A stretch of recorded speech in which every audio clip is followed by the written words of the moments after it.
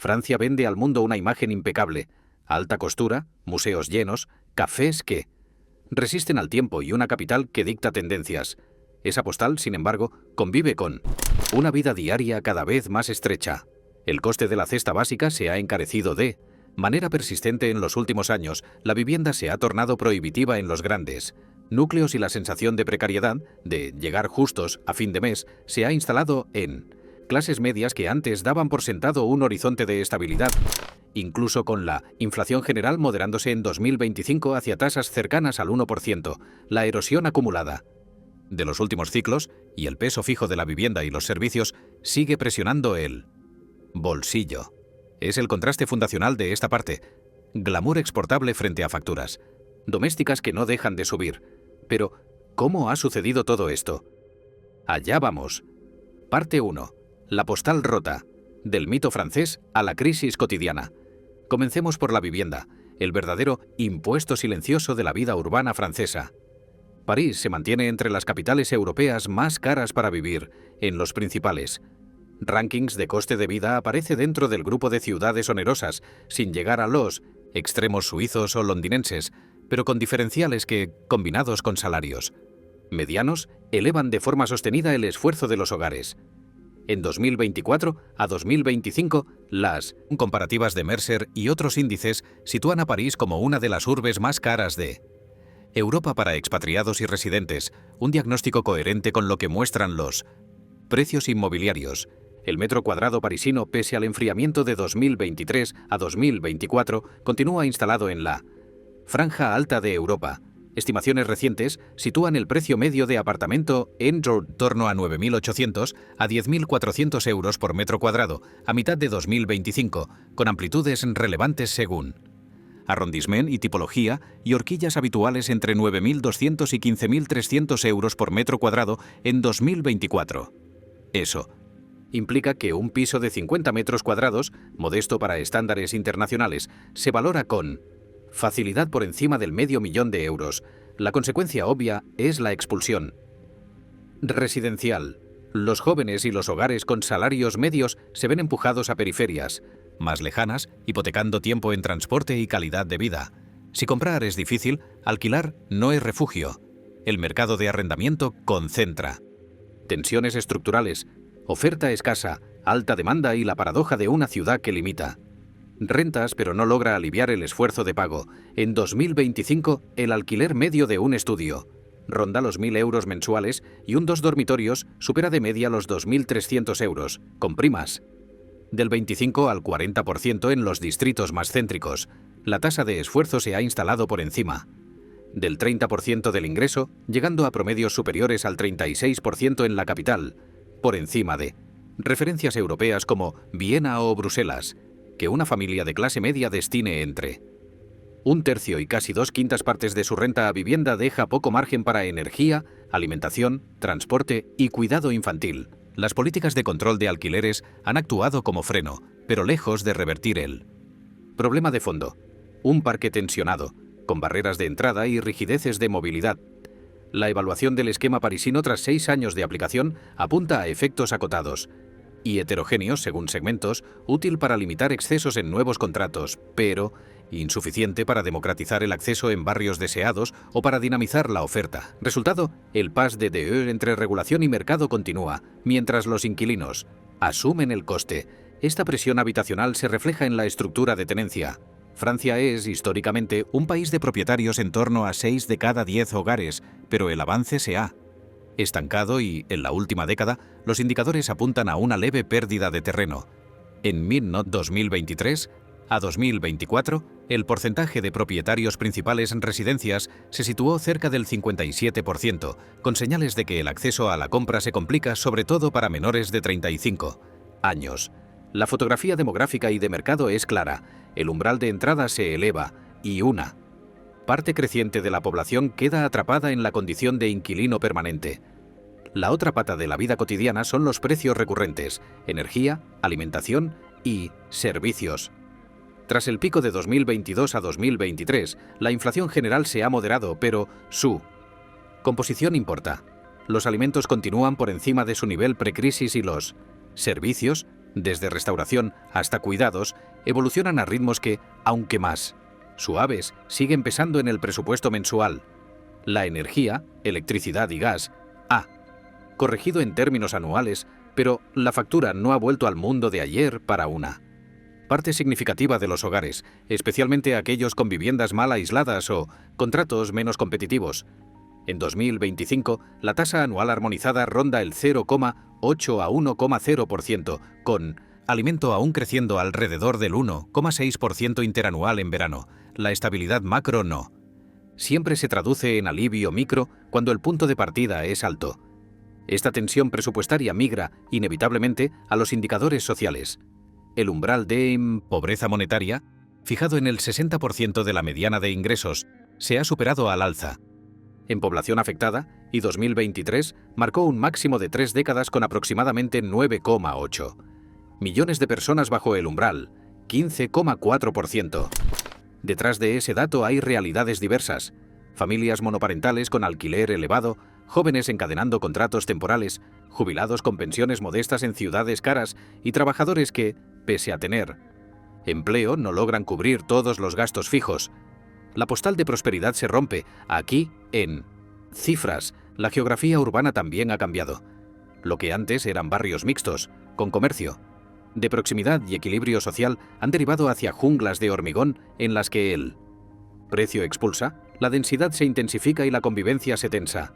La gentrificación, lejos de ser una etiqueta ideológica, opera como mecanismo económico. Renueva y encarece a la vez. En el primer cinturón metropolitano, ampliar perímetros de búsqueda implica, para cientos de miles de personas, sumar una hora extra de transporte diario. La calidad de vida, ese intangible que alimenta la marca Francia, se degrada cuando el día se divide entre trabajo, trayectos y facturas. Conviene situar a París en contexto europeo, frente a Berlín, cuyo precio medio de segunda mano se mueve en el entorno de 5.500 a 5.750 euros por metro cuadrado, con nuevos por encima. La Métro, capital francesa, dobla, en muchos casos, el ticket de entrada. Frente a Roma, donde la dispersión por barrio es amplia, pero los niveles medios son más bajos. París compite más con Múnich por la franja alta que con capitales mediterráneas. Esta asimetría de precios, combinada con salarios que no duplican los alemanes, explica por qué el esfuerzo de acceso en Francia es extraordinario incluso para profesionales cualificados. A ello se suma la estructura del gasto del hogar. Indicadores de organismos internacionales consideran razonable una carga de vivienda por debajo del 30% del ingreso y señalan como sobrecarga los casos que superan el 40%. En Francia, la proporción de inquilinos en mercado libre con sobrecarga supera la media europea, y en París, como vimos, el ratio tipo se mueve claramente por encima de los umbrales recomendados. Este desajuste no es solo contable, condiciona natalidad, movilidad laboral, ahorro y salud mental. La inflación, aún baja hoy en el agregado, ha dejado cicatriz. La combinación de alimentos persistentemente más caros, servicios indexados al alza y gastos incomprimibles, vivienda, energía, transporte, alimentó entre 2022 y 2024 una percepción de caída del nivel de vida. En 2025, INSEE constata una estabilización con señales de leve recuperación del poder adquisitivo, pero el consumo privado sigue tibio. Los hogares priorizan ahorro de precaución. Ante un mercado laboral que no despega con fuerza y un horizonte fiscal incierto, la vida cotidiana, en suma, sigue atravesada por decisiones defensivas: recortar ocio, posponer compras duraderas, renunciar a mudanzas o a segundas residencias. El resultado social es un paisaje dual. Por un lado, sectores que sostienen la imagen país, aeronauta, turismo cultural, gastronomía, dan oxígeno y exportan prestigio. Por otro, la fricción doméstica de facturas, alquileres y sueldos contenidos oxida la confianza, eleva el malestar y se filtra en el debate público. La excepción francesa, esa mezcla de Estado, protector y vitalidad cultural, se ve hoy atravesada por preguntas materiales.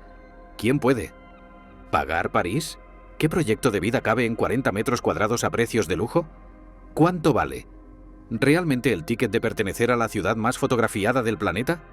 La postal, al final, no desaparece. Se fragmenta. Sigue habiendo museos, moda y cafés, pero su acceso se estrecha y su sustento cotidiano se encarece. Una parte de la ciudadanía mira hacia la periferia y hacia el presupuesto con la misma angustia. A la primera, porque no, quiere irse. Al segundo, porque ya no le alcanza. Y así, bajo la cúpula del glamour, prospera. Una pregunta incómoda que abre las siguientes partes de este guión. Si la vida corriente se ha vuelto tan ardua, ¿qué hay detrás, en deuda, política, migración, que impide que el país alivie la carga? Aquí termina la radiografía doméstica. En la parte 2 entraremos en los engranajes del Estado y sus tensiones. Si esta radiografía de la vida cotidiana francesa te ha resultado reveladora, apóyanos con un me gusta y suscríbete. Así podrás seguir descubriendo qué hay detrás de la postal que todos creemos conocer. Continuamos. Parte 2. El país fracturado, deuda, política y migración. Empecemos por la aritmética, la deuda y el déficit. La contabilidad no admite eufemismos. Según INSEE, el déficit público de 2024 escaló hasta el 5,8% del PIB, 169.600 millones de euros, por encima del 5,4% de 2023 y lejos del umbral del 3% que establecen las reglas europeas, con un gasto que volvió a situarse en el 57,1% del PIB y una presión fiscal que cayó ligeramente al 42,8%. El desequilibrio no solo no se cerró, se amplió. La consecuencia más inmediata fue el activismo comunitario. El Consejo de la UE abrió el procedimiento de déficit excesivo en julio de 2024 y, ya en enero de 2025, recomendó a Francia una senda de contención del gasto neto extremadamente estricta, crecimientos máximos del 0,8% en 2025 y del 1,2% hasta 2028, con el objetivo formal de corregir el exceso antes de 2029. Es un corsé que condiciona todas las partidas: sanidad, educación, inversión, pensiones. El FMI, en su artículo 4 de julio de 2025, proyecta que el déficit podría bajar al 5,4% este año. Si se aplican medidas creíbles, aún así, la deuda bordearía el 116,5% del PIB. Y los datos de primavera-verano sitúan ya la ratio en el entorno del 114% a 114,0% largo, un nivel alto. Para un emisor soberano central del euro, esta camisa de fuerza fiscal llega en el peor momento político. Tras la disolución de 2024, la Asamblea quedó fracturada y el gobierno ha encadenado minorías frágiles. La caída del primer ministro François Bayrou el 8 de septiembre de 2025, derrotado por 364 votos, frente a 194 en una votación de confianza que él mismo forzó, cristalizó esa ingobernabilidad, oposición transversal, agenda de ajuste impopular y un Elíseo obligado a nombrar otro jefe de gobierno en cuestión de días. El mensaje que recibe el ciudadano es menos técnico y más emocional. Si no hay mayorías, no hay decisiones. Si no hay decisiones, no hay alivio para los problemas del día a día. Y la calle, históricamente activa. En Francia, reacciona. Pero la fractura no se entiende sin retroceder a 2023, cuando el Ejecutivo elevó por decreto, mediante el artículo 49.3, la edad legal de jubilación de 62 a 64 años. Aquella decisión adoptada para estabilizar a medio plazo un sistema de reparto tensionado por la demografía dejó heridas políticas profundas, huelgas generales, montañas de basura en París, transportes colapsados y 2 mociones de censura que fracasaron por apenas 9 votos. Aquella victoria parlamentaria fue, en la práctica, una derrota de legitimidad. El coste de gobernar sin voto quedó tatuado en la memoria colectiva y el gobierno entró en los siguientes años con déficit de crédito político.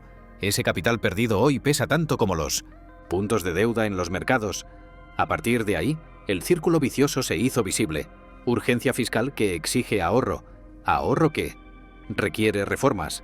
Reformas que, sin mayoría, se tramitan a golpes de procedimiento o no. Se tramitan. Y cada atajo refuerza el malestar social que, a su vez, reduce el margen político. Para el siguiente ajuste. De fondo, un calendario europeo inflexible. La Comisión y el Consejo han fijado líneas rojas cuantitativas, el techo de crecimiento del gasto neto y plazos de cumplimiento. Que Francia sea demasiado grande para fallar no significa que esté exenta de disciplina. Por eso, una parte del debate en París ya no es si recortar o no, sino cómo y dónde. Consolidación fría, gasto o caliente, ingresos, universal o selectiva, gradual o acelerada. Cada opción tiene perdedores visibles, y Francia tiende a hacerlos. ¿Visibles en la calle?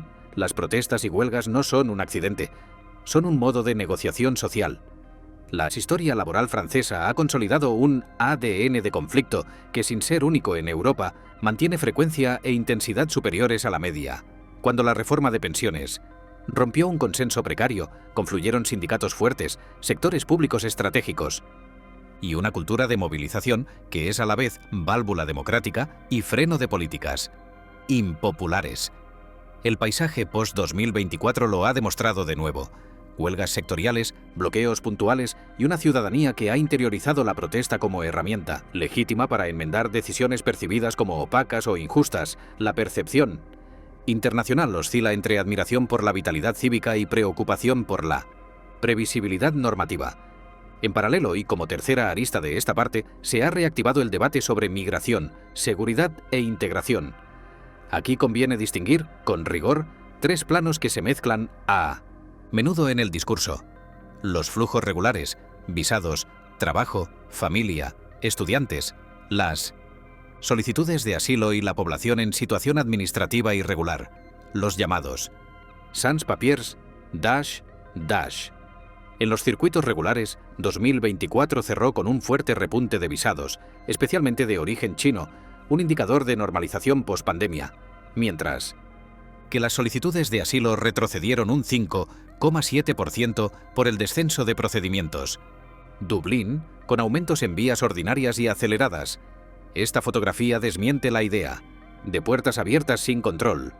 Los flujos legales están documentados y con tasas de rechazo significativas. La zona gris, y políticamente más inflamable, es la irregularidad.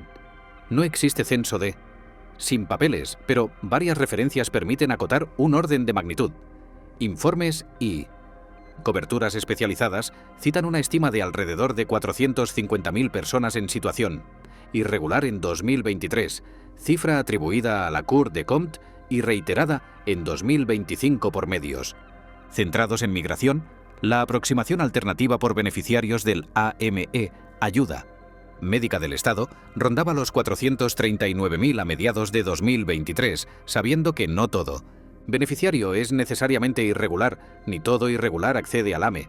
Es decir, un rango de varios cientos de miles, lejos de las cifras millonarias del alarmismo, pero suficientemente elevado para tensar servicios y alimentar la ansiedad identitaria en barrios vulnerables.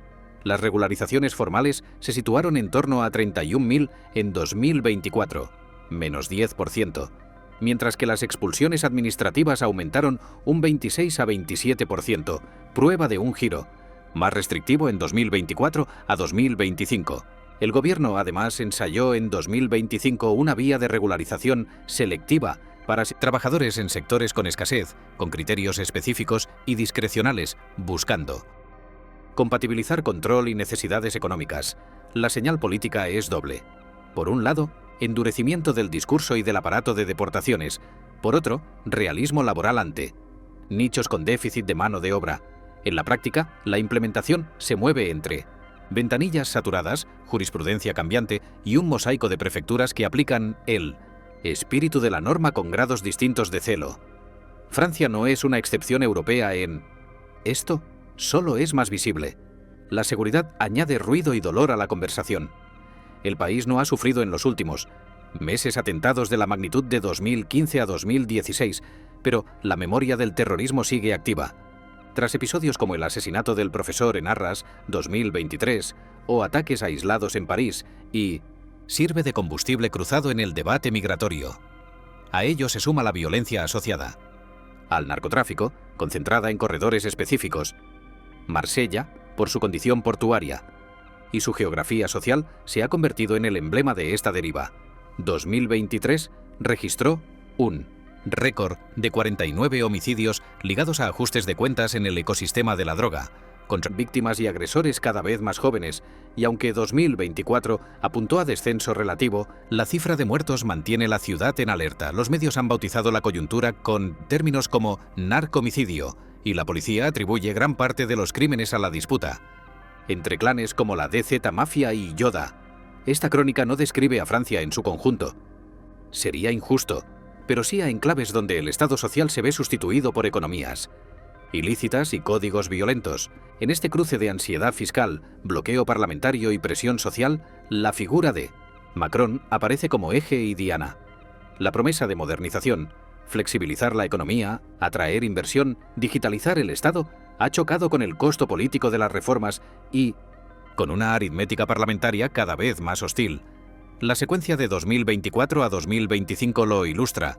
Elecciones legislativas que no despejan mayorías, nombramientos de primeros ministros de vida corta, presupuestos trabados y un país que mira con inquietud sus rebajas de rating, su prima de riesgo y su margen de maniobra en Bruselas. A esto se suma la percepción de hiperpresidencialismo que, en un contexto de fatiga social, se interpreta como sordera, antes que como liderazgo. La crítica, legítima en democracia, es que el Ejecutivo ha confundido la necesidad de reformas con la oportunidad política de impulsarlas, y cuando la necesidad llega antes que la oportunidad, la resistencia social se multiplica. ¿Es Francia un país ingobernable? La pregunta es tentadora, pero simplifica. Lo que vemos se parece más a un problema de método que de capacidad, una economía con activos potentes, industria aeronáutica y de lujo, turismo líder, base científica sólida, atrapada en un marco fiscal exigente y una política de bloques que castiga el compromiso. Cuando el centro no logra pactar con derecha o izquierda, el péndulo se bloquea. Y el bloqueo no reduce la deuda, solo encarece su gestión. Por eso el dilema del corto plazo es casi quirúrgico. ¿Dónde ajustar sin dañar la demanda incipiente? ¿Cómo proteger a los vulnerables? Sin alimentar rigideces. ¿Cuánto subir impuestos sin desincentivar inversión? ¿Qué gasto? Recortar sin erosionar más legitimidad. Hay respuestas técnicas, pero requieren pactos. Políticos hoy ausentes. La migración, por su parte, necesita una conversación más adulta. Los números, que no, niegan presión, pero la acotan, deberían enfriar los bordes del debate y abrir espacio a políticas basadas en evidencia. Integración acelerada para quienes llegan por vías regulares. Itinerarios claros de regularización focalizada cuando exista arraigo y empleo. Eficiencia en la ejecución de OQTF, órdenes de salida, hoy bajísima. Y, sobre todo, inversión seria en barrios donde el Estado llega tarde o llega en forma de control. No es solo idealismo. Cada euro invertido en integración temprana y reforma administrativa ahorra costes y choques posteriores. Francia lleva 118 leyes de inmigración desde 1945. Quizá no necesita la 119A, sino ejecutar mejor lo que ya existe. Nada de lo anterior relativiza el malestar. Lo encuadra. El país que fue ejemplo de igualdad y solidaridad siente que su contrato social se ha deshilachado. Impuestos altos que no. Compran tranquilidad, servicios públicos que se perciben más lentos y una sensación de inseguridad material y simbólica, que se filtra por las grietas. De ahí la potencia de los marcos narrativos extremistas, a derecha e izquierda. Cuando el centro no ofrece relato ni resultados, la épica del orden o la del todo para todos gana adherentes. Pero Francia ha resuelto crisis mayores y su vitalidad cívica, la misma que hoy incomoda, es también una reserva de energía democrática. ¿Qué opinas tú? ¿Es Francia un país ingobernable o una democracia viva en permanente tensión? Déjanos tu comentario, porque tu visión enriquece este debate. Parte 3. El horizonte incierto. Juventud, sanidad y felicidad perdida. Las tensiones de la economía y de la política acaban, inevitablemente, depositándose en las vidas de las personas. La fractura francesa se mide aquí con termómetros humanos. La espera que se alarga para conseguir un médico, la incertidumbre del primer empleo, el desaliento de una generación que siente que trabaja más para conseguir menos, y un bienestar subjetivo que ya no acompaña el prestigio del país.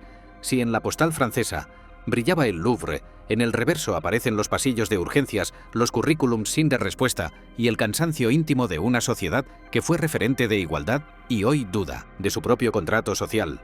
Comencemos por la sanidad, tradicional orgullo nacional. Francia conserva una cobertura amplia, profesionales de alto nivel y centros de referencia. Sin embargo, el acceso se ha erosionado de manera tangible.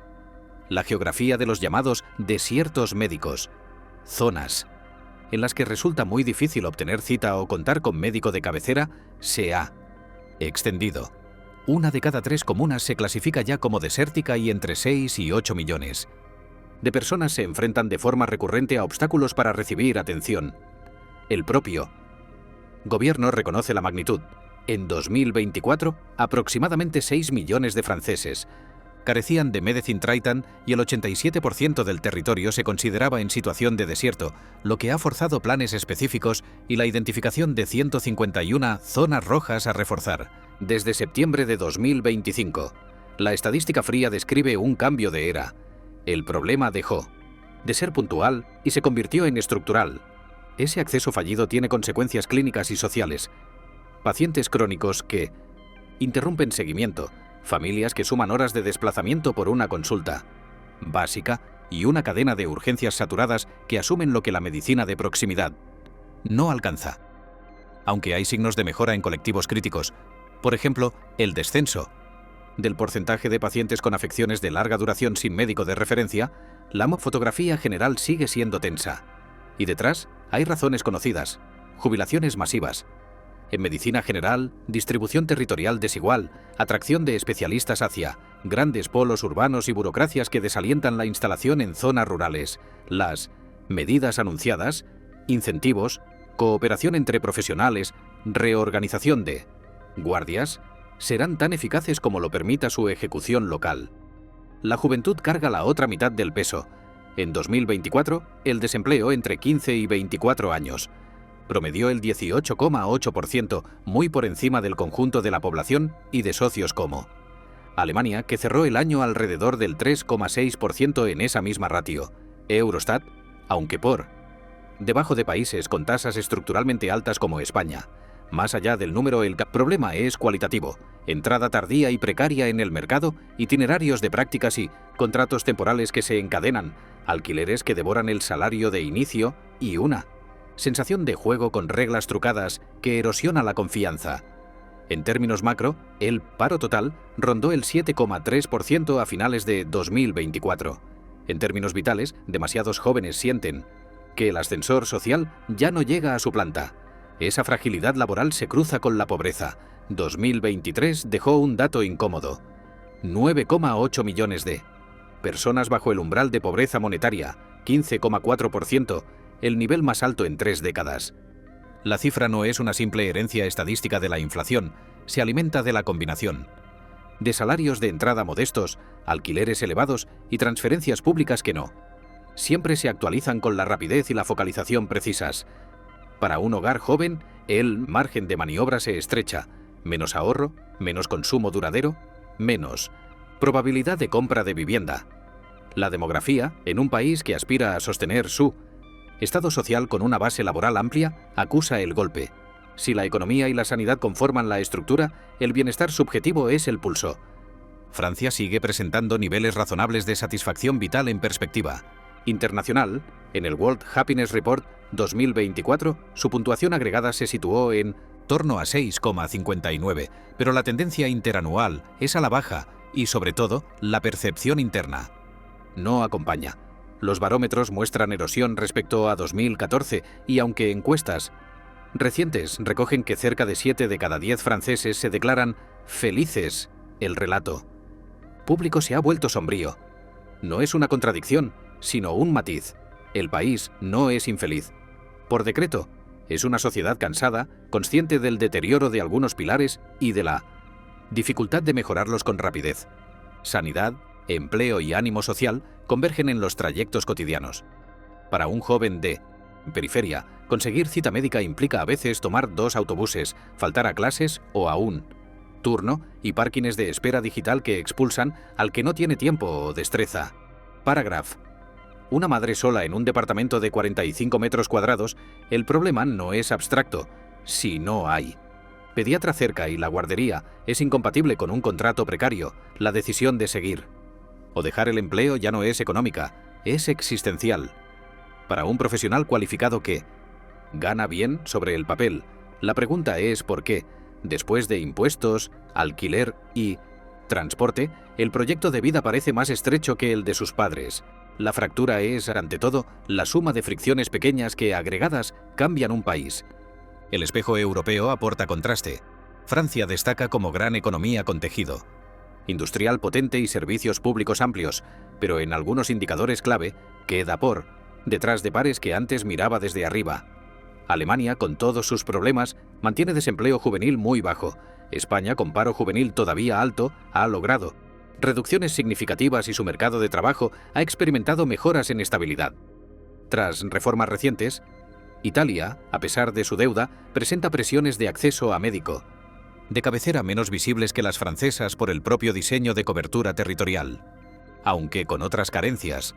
No se trata de repartir medallas, sino de observar que el benchmark ya no es unívoco. En acceso efectivo a atención primaria y a profesionales de familia, Francia tiene un problema mayor que el promedio de la UE. En bienestar subjetivo, su puntuación se ha estancado mientras otros países han ganado algunas décimas. En empleo juvenil, el diferencial con los mejores de Europa sigue siendo doloroso. ¿De dónde sale este cuadro? En gran medida, de inercias que se retroalimentan. La restricción fiscal limita la contratación de personal sanitario o la apertura de cupos atractivos. En zonas rojas, la sensación de bloqueo político entorpece reformas organizativas que exigen pactos estables, la precariedad en la entrada al mercado de trabajo y el coste de la vivienda vacían de contenido las grandes promesas. Estudiar, trabajar, formar una familia, progresar. Cuando los peldaños de la escalera se separan más que la zancada de los jóvenes, aparece la fuga, internacional o sectorial, y la desafección. No es una derrota cultural, sino un problema de diseño institucional.